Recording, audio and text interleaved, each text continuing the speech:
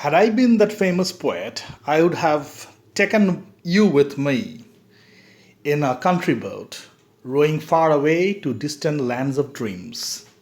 But alas, I am not so. I am just a mere scribbler.